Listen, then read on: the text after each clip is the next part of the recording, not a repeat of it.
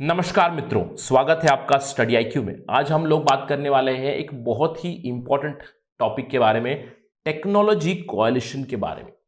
क्या भारत को actively participate करना चाहिए नए टेक्नोलॉजी कोएलिशंस में? जो ऑप्शंस है हमारे पास, ये आर्टिकल आया था इंडियन एक्सप्रेस में, India and the new tech order. C Raja Mohan कहते हैं कि India must actively participate in these technology coalitions. तो यहां पे हम लोग देखेंगे क्या है ये टेक्नोलॉजिकल कोएलिशंस, क्या हमारे पास विकल्प है, क्यों टेक्नोलॉजी कोएलिशंस बढ़ रहे हैं अभी हाल ही में in the foreign policy paradigm, and is Indian foreign policy already heading towards it in terms of technology coalitions. So let's start our analysis. But before that, I am your friend Rahul Saigaonkar, and if you want to follow me, you can follow me on the ID Rahul Sai 222. मेरा Facebook, Instagram और Telegram channel का ID same है। अगर आपको कोई doubt है, आप मुझे डायरेक्टली ईमेल भी कर सकते हैं इस आईडी पर। साथ ही साथ स्टडी आईक्यू आपके लिए लाया है स्मार्ट कोर्स फॉर यूपीएससी 2021। अगर आप यूपीएससी की प्रिपरेशन कर रहे हैं, ये तो सुनहरा मौका है आपके लिए। Take this smart course. For more information please download the app from Google Play Store and don't forget to subscribe and hit the bell icon on Study IQ। देखिए, हम लोग जानते हैं कि यूनाइटेड स्टेट्स में नवंबर में इलेक्शन हुआ। Election के बाद रिजल्ट्स आए, जो बाइडेन प्रेसिडेंट इलेक्ट बने। हाल ही में जो इलेक्टोरल कॉलेज है उन्होंने भी अप्रूव कर दिया, यानी कि फॉर्मली अभी ये डिक्लेयर हो चुका है कि जो बाइडेन यूनाइटेड स्टेट्स के राष्ट्रपति बनने वाले हैं। राइट, तो ये तो तय है। और जो बाइडेन की फॉरेन पॉलिसी है वो हम लोग कह सकते हैं कि ट्रंप की फॉरेन पॉलिसी से काफी ज्यादा अलग होगी, बिल्कुल। लेकिन ऐसा नहीं है कि सारी की सारी ट्रंप की फॉरेन पॉलिसी इनिशिएटिव्स को डिस्कार्ड किया जा सकता है। कुछ फॉरेन पॉलिसीज है जिसके ऊपर बहुत ज्यादा मेरिट डाला जा सकता है, कुछ कंटिन्यू कर सकते हैं बाइडेन। और उसके अंदर एक ऐसी चीज है जो डोनाल्ड ट्रंप ने अपनी लेगेसी छोड़ रखी है, वो कि एंटी चाइना कोएलिशन आप कह सकते हो, कि लाइक माइंडेड कंट्रीज जो हैं वो साथ में आ जाए, ताकि एमर्जिंग जो भी चैलेंजेस आ रहे हैं, एमर्जिंग टेक्नोलॉजीज जो आ रही हैं, उसके लिए सारे like minded countries, mainly the democracies, should come together. तो ये ट्रंप ने बहुत किया था अपने कार्यकाल के दौरान भी। इस चीज को शायद जो बाइडेन कंटिन्यू करेंगे। अगर वो कंटिन्यू करेंगे तो इंडिया के पास एक अच्छा मौका है कि वो अपने हिसाब से टेक्नोलॉजी कोएलिशंस ज्वाइन कर सकते हैं। तो चलिए बात करते हैं कि इंडिया ने क्या किया है पहले से। अगर इंडिया की बात करें तो इंडिया अलायंस एवर्स है। हम लोग कभी अलायंस की बात नहीं करते हैं, India believes more in partnership, यानी कि पार्टनरशिप के ऊपर रिलाई जरूर करते हैं। हम लोग पार्टनरशिप की बातें जरूर करते हैं, लेकिन अभी हम लोग जिस तरह से टेक्नोलॉजिकल डिप्लोमेसी चल रही है, टेक्नोलॉजी कोएलिशंस चल रहे हैं, अलायंस चल रही है, उसकी तरफ थोड़ा सा रुख बना चुके हैं। क्योंकि मल्टीलैटरलिज्म के ऊपर हम लोग रिलाई करते थे पहले। अगर मल्टीलैटरलिज्म फेल हो गया तो इंडिया चुपचाप बैठेगा, इन्वॉल्व नहीं होगा खुद। लेकिन कुछ सालों से हम लोग देख रहे हैं कि जरूर हो रहा है, और ये सवाल भी उठ चुका है हमारे फॉरेन पॉलिसी सेंटर्स में कि should we consider this tech diplomacy. लेकिन ये टेक डिप्लोमेसी क्यों बढ़ रही है? हम लोग जानते हैं कि कुछ रीजन है स्पेसिफिकली। एक रीजन तो बहुत ही कॉमन सा है कि आईसीटी रेवोल्यूशन हो चुका है, यानी कि इंफॉर्मेशन एंड कम्युनिकेशंस टेक्नोलॉजी का रेवोल्यूशन आ चुका है। पिछले 2 से 4 दशकों में हम लोगों ने देखा है कि इतना ज्यादा कम्युनिकेशंस और टेक्नोलॉजी के ऊपर फोकस आ गया है कि कोई भी देश पीछे नहीं रह सकता। इसके अलावा हम लोगों ने देखा है कि पिछले 4 सालों में यूएस और चाइना का ट्रेड वॉर हो चुका है, और इस ट्रेड वॉर की वजह से एक टेक्नोलॉजिकल कॉम्पिटिशन भी लग चुका है, specifically with respect to 5G। और हम लोग जानते हैं कि चाइना की जो कंपनी है Huawei, चाइना की Huawei company was considered Pioneer. लेकिन जब से ट्रेड वॉर शुरू हुआ है यूएस और चाइना का, ट्रंप ने Huawei कंपनी के ऊपर भी बहुत ज्यादा सैंक्शंस लगाए, क्योंकि इसको ओपेक माना जा रहा था, इनकी पॉलिसीज को काफी ओपेक माना जा रहा था। तो इसीलिए ट्रंप ने 5G टेक्नोलॉजी से चाइना को साइडलाइन करने की बहुत ज्यादा कोशिश की है। इसके बारे में थोड़ी देर में बात करते हैं हम लोग। साथ ही साथ अगर हम लोग बात करें तो पूरे विश्व के ऊपर एक साइबर थ्रेट का एक प्रॉब्लम तो आ ही चुका है। तो इन सब चीजों की वजह से एक जरूर टेक्नोलॉजी अलायंसेस की तरफ रुख बढ़ चुका है in the international relations domain also. इसके अलावा ट्रंप की खुद की लेगेसी भी बहुत ज्यादा रह चुकी है। जैसे मैंने आपको कहा कि ट्रंप ने एक्टिवली यूनाइटेड स्टेट्स और उनके एलाइज पार्टनर्स को आई वुड से फोर्स किया था कि चाइना के टेलीकॉम कंपनीज को वो बॉयकॉट करे। 5G रोल आउट में चाइना को अभी हटा दिया गया है। तो technology alliances are working towards making 5G a success.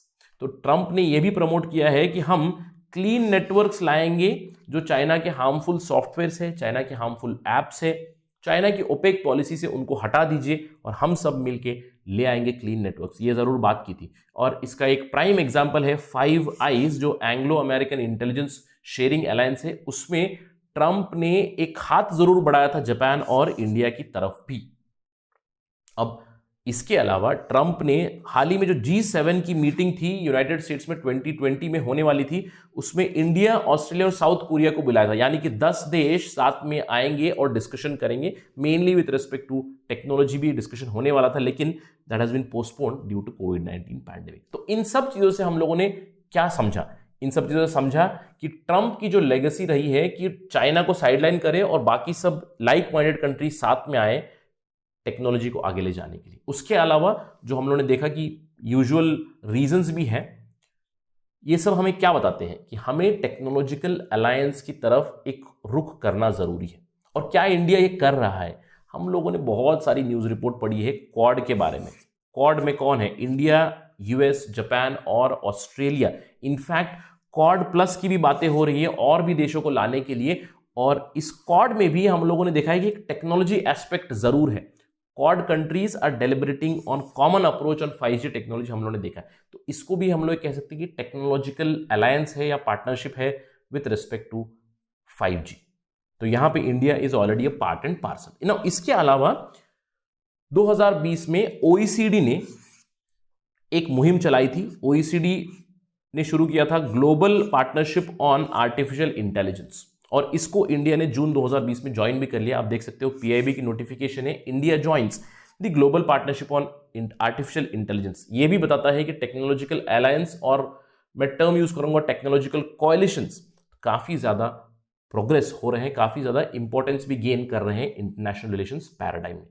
इसके अलावा इंडिया के पास और भी विकल्प है। जैसे हमने हाल ही में देखा है कि यूनाइटेड किंगडम प्लान कर रहा है अपना खुद का 5G क्लब बनाने के लिए, क्योंकि EU में इतने सारे देश हैं जिन्होंने बॉयकॉट किए हैं चाइना को और वावे को, कि EU में एक जरूर विकल्प बनता है भारत के लिए।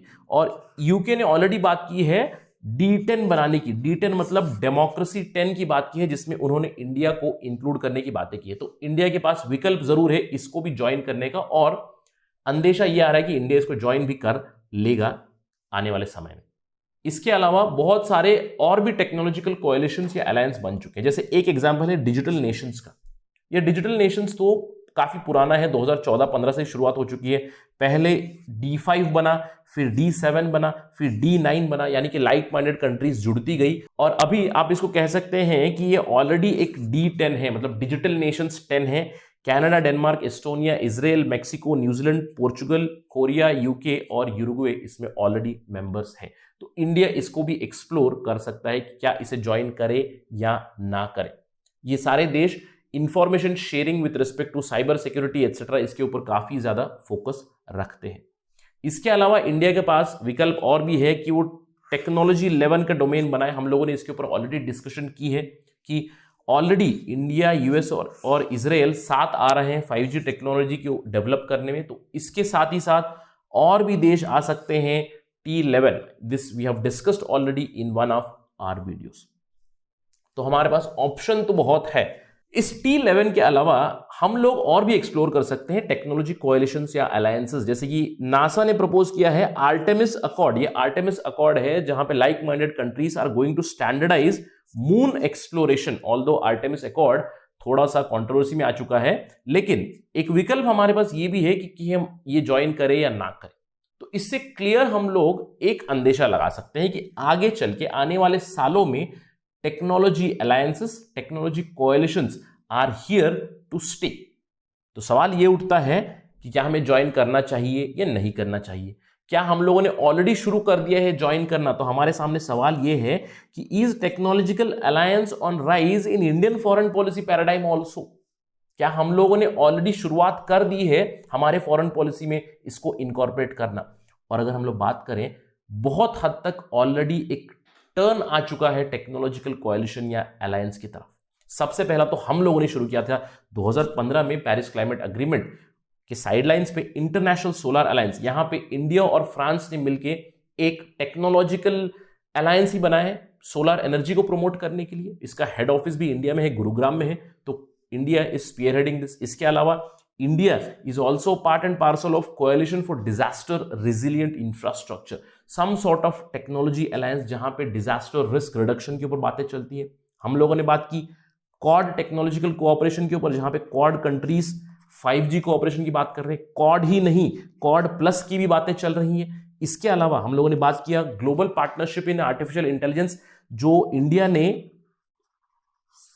जून 2020 में ऑलरेडी ज्वाइन कर लिया है। तो इन सब से क्या अंदेशा लगाया जा सकता है कि इंडिया की फॉरेन पॉलिसी में भी ऑलरेडी आ चुका है कि वो सेलेक्टिवली देखकर टेक्नोलॉजिकल कोएलिशंस ज्वाइन कर रहे हैं। तो आगे चलकर जो भी हम लोगों ने विकल्प देखे हैं, जैसे कि फॉर एग्जांपल D10 या फिर T11 जो हम लोगों ने बात किया, प्रोबेबली वो भी बन सकता है, या फिर बहुत से और भी विकल्प है, आर्टेमिस अकॉर्ड, या फिर any other new technological alliance और coalition which is there on the cards. India may explore joining that in future. अगर इन टेक्नोलॉजी अलायंसेस के ऊपर कुछ खबर आएगी तो we will bring to you as soon as possible on study IQ। That is it from my side on this part of discussion. Thank you for watching. जय हिंद।